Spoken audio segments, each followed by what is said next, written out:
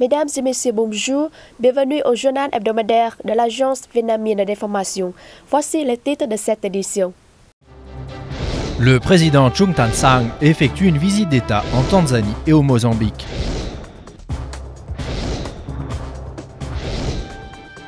Le delta du Mékong fait face à un épisode de sécheresse couplé à des remontées d'eau salée via les cours d'eau inédits. Face à l'urbanisation galopante, le village floricole de Go Vap de Ho Chi Minh Ville a bien failli tomber dans l'oubli. Avec créativité et minutie, ces horticulteurs travaillent dur pour redorer le blason de leur village. Reportage en fin d'édition.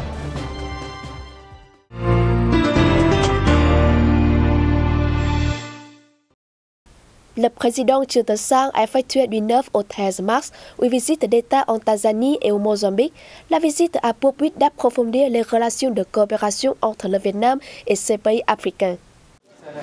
Lors de l'entretien le 9 mars à Dar es Salaam entre le président Trung Thanh Sang et son homologue John Magufuli, les deux parties ont discuté de mesures pour accélérer les échanges de produits de pointe comme noix de cajou de Tanzanie et riz du Vietnam, outre l'import-export de produits textiles, de machines, dans l'effort de porter les échanges commerciaux bilatéraux à $1 milliard d'ici 2020.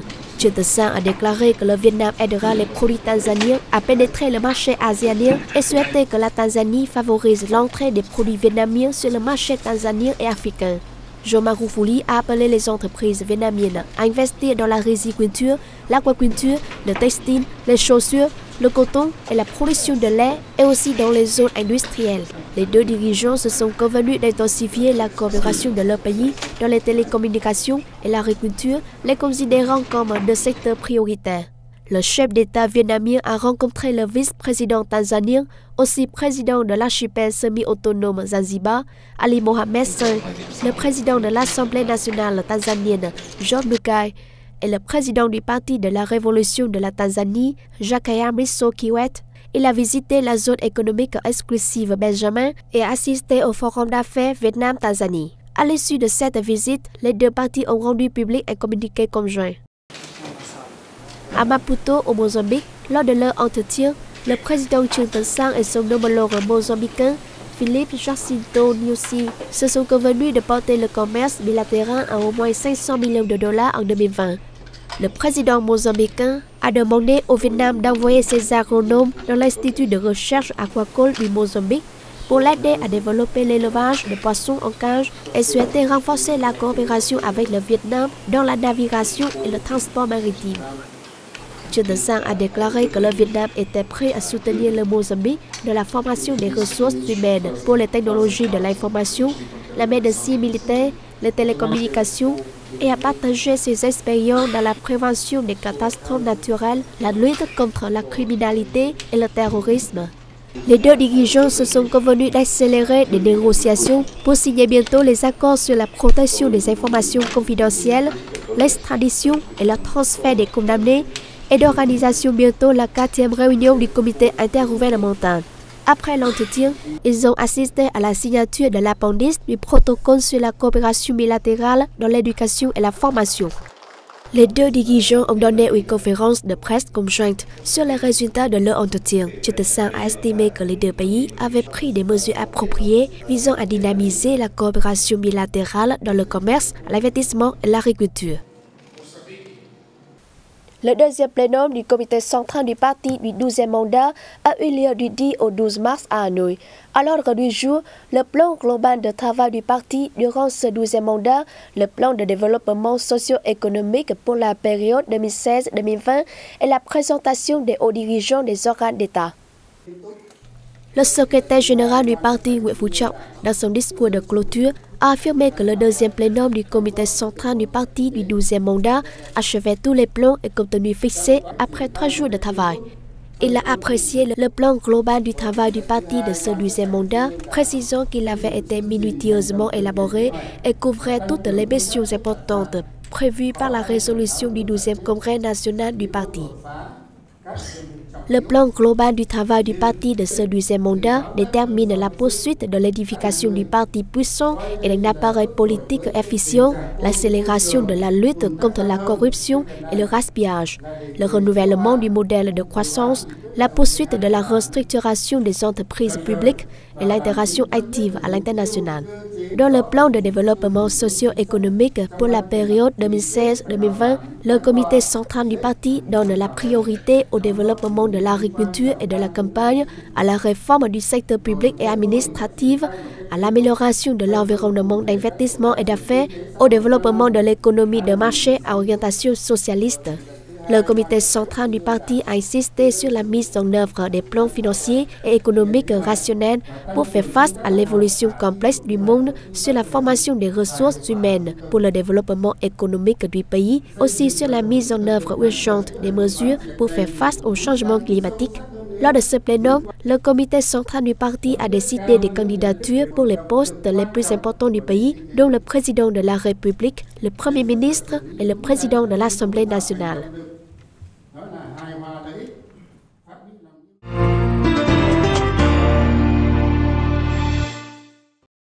La vie des habitants du delta du Mekong est lourdement affectée par un épisode de sécheresse et de salinisation des terres inédites depuis un siècle. Tous les efforts sont mobilisés pour en minimiser les conséquences. Ce sont quelques 320 000 familles, soit 1,5 million de personnes, qui sont à ce jour gravement affectées par ces phénomènes qui atteignent une intensité inégalée de mémoire d'homme. La pénétration de l'eau salée concerne 9 des 13 villes et provinces du delta du Mekong qui pénètrent via les cours d'eau jusqu'à 93 km à l'intérieur des terres, soit 10 à 15 km de plus que les années précédentes. La situation devrait perdurer jusqu'en juin, causant une forte pénurie en eau courante. Face à la situation, le Premier ministre Nguyen Thanh Dung, des responsables des ministères et des localités du delta du Mekong se sont réunis à Kon Tho pour définir les mesures d'assistance aux habitants, notamment la garantie de l'approvisionnement en eau courante et la prévention des épidémies. Selon le ministère de l'Agriculture et du Développement rural, pour faire face aux effets des changements climatiques, notamment à la salinisation des sols, il faudra sur le long terme débloquer 32 500 milliards de dong pour construire et réhabiliter différents ouvrages infrastructuraux hydrauliques d'envergure. Le ministère des Ressources naturelles et de l'Environnement a proposé au gouvernement de demander aux pays concernés de régulariser les cours d'eau et leurs réservoirs pour fournir suffisamment d'eau au delta du Mekong durant la saison sèche. Le port international de Cam Ranh a été inauguré le 8 mars dans la base militaire de Cam Ranh, province de Khánh Hòa au centre. Le président Trương Tấn Sang était sur place. Le port international de Cam Ranh occupe une position géographique stratégique en mer orientale, à proximité des lignes maritimes internationales et des gisements pétroliers du plateau continental du sud-est du pays. Situé dans le golfe de Ba Binh, rarement touché par les typhons, il présente toutes les garanties de sécurité et d'accueil pour de grands navires comme pour la réparation et la construction de plateformes. Le port est capable d'accueillir simultanément 18 navires de grand tonnage et environ 185 unités par an. Il possède un réseau de ponts, de quais et d'ouvrages auxiliaires tels qu'entrepôts, matériel et même des salles d'exposition. Conformément à l'option du parti, de l'État et du gouvernement sur l'utilisation de la base militaire de Cam Ranh au service de la défense et du développement économique, la société Tangkang Petrom Cam Ranh a été créée avec un investissement total de 2000 milliards de dong pour la gestion du projet de construction de ce port. Durant la cérémonie d'inauguration, le président Trương Tấn Sang a souligné l'importance de l'option de développer une économie maritime en association avec la défense et la sécurité nationale, et dont Cam Ranh fait partie, avant d'apprécier les efforts des organes concernés pour achever cet important ouvrage.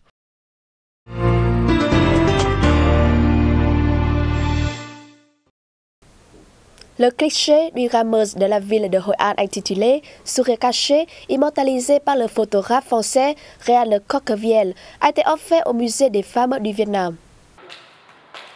Pour le clin d'œil, la cérémonie de remise de cette photo a eu lieu le 8 mars, journée internationale de la femme. La rameuse vit à Cam Nam, ville de Hội An, province de Quang Nam, au centre. Réan Croquevielle l'a rencontrée en 2011, alors qu'elle ramait sur la rivière Hue. Lorsque Réan Croquevielle l'a prise en photo, Madame Bui Thi Som, très embarrassée, a levé ses deux mains pour couvrir son visage, caché derrière un beau sourire. L'image de cette femme de plus de 70 ans, cachant son visage par pudeur, est devenue mondialement connue. Le cliché de cette personne a été publié dans le Los Angeles Times le 1er décembre 2014, avec pour légende « la plus vieille femme du monde ». Ma première impression, c'est que cette femme est très vieille avec ses cheveux blancs et ses taches sur son visage. Bien qu'elle fasse un travail très dur, elle est toujours souriante, optimiste et courtoise. À mes yeux, la beauté de la femme vietnamienne se cache dans son regard très expressif. Rehan Krogviel a choisi cette photo pour faire la couverture de son ouvrage intitulé Vietnam, mosaïque de contraste, un ouvrage comprenant 150 photos sorti en janvier 2014 où l'on peut découvrir un Vietnam sous un angle très original. Cette photo est très importante dans la mesure où elle symbolise l'amitié entre Madame Sam et Rehan, que le photographe considère aujourd'hui comme sa grand-mère. La remise de cette photo au Musée des femmes du Vietnam est une forme de remerciement envers le Vietnam, sa deuxième patrie. Le film documentaire produit par la chaîne de télévision américaine ABC sur Sơn Đông, la plus grande route du monde dans la province de Quảng Bình, a remporté un prix au festival dédié aux films de drôle à New York. Ce film a remporté un prix dans la catégorie information et documentation à The New York City Drone Film Festival qui a eu lieu du 4 au 6 mars à New York. Les diffusions des images de Sơn Đông pour le programme Good Morning America de la chaîne ABC a attiré 6 millions d'abonnés et près de 60 millions de personnes sur Internet. D'une taille impressionnante avec un plafond à 240 mètres et près de 9 km de longueur, elle n'a été explorée entièrement qu'en 2009 et a été reconnue comme la plus grande grotte du monde par l'association de spéologie du Royaume-Uni. C'est un homme local qui en a découvert l'entrée en 1991. La grotte de Sơn Đông abrite une forêt vierge, une rivière, une cascade et des singes, et ses explorateurs sont allés de surprise en surprise en ne voyant pas le bout de cette grotte de plusieurs kilomètres. Elle fut créée par la nature il y a 2,5 millions d'années.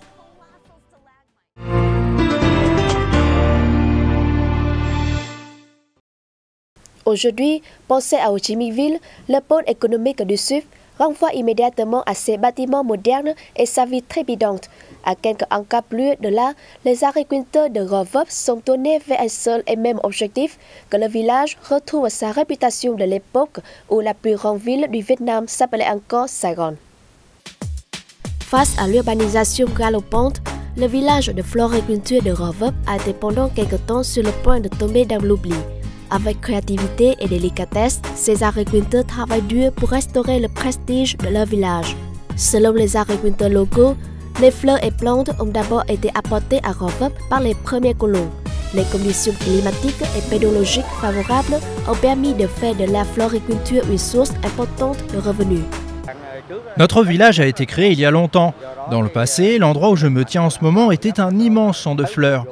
Aujourd'hui, la superficie de culture a diminué en raison de l'urbanisation. Avec d'autres villages de floriculture comme Sadek dans la province de Đồng Tháp, de Chợ Lách à Bến Tre et de Đà Lạt à Lâm Đồng, Gò Vấp était autrefois un centre fournissant les provinces du Sud en fleurs. Ce lieu couvrant des centaines d'hectares était toujours animé par des activités de vente et d'achat de fleurs. Après la libération du Sud, Gò Vấp était encore une ceinture verte de Ho Chi Minh Ville avec plus de 500 hectares de terres agricoles. Cependant, depuis 1990, ces dernières se sont réduites à moins de 100 hectares, dont seulement la moitié pour la floriculture.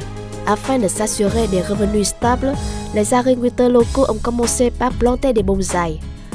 Les agriculteurs locaux se sont rendus dans plusieurs provinces de l'ensemble du pays pour ramener des graines de différentes plantes. Cela prend quelques mois à plusieurs dizaines d'années pour cultiver un beau bonsaï. Le travail est moins exigeant que d'habitude, car nous appliquons maintenant des technologies modernes pour la culture du bonsaï. Nous utilisons Internet pour trouver de nouvelles méthodes. Le village est célèbre pour sa grande variété de fleurs, notamment d'abricotiers, de tournesol, d'orchidées, de dahlias, de rayons. Les conditions climatiques et la qualité des sols étant particulièrement favorables aux marguerites, celles-ci sont largement cultivées et sont considérées comme le symbole de Gò Vấp. Chaque année, au Nouvel An lunaire, les visiteurs affluent au village pour acheter des fleurs fraîches cueillies directement dans les jardins locaux. Les villageois ont ouvert des boutiques, ce qui permet d'entretenir la réputation comme les traditions du village dans un monde de plus en plus urbanisé. C'est la fin de cette édition. Merci de l'avoir suivi et à la semaine prochaine.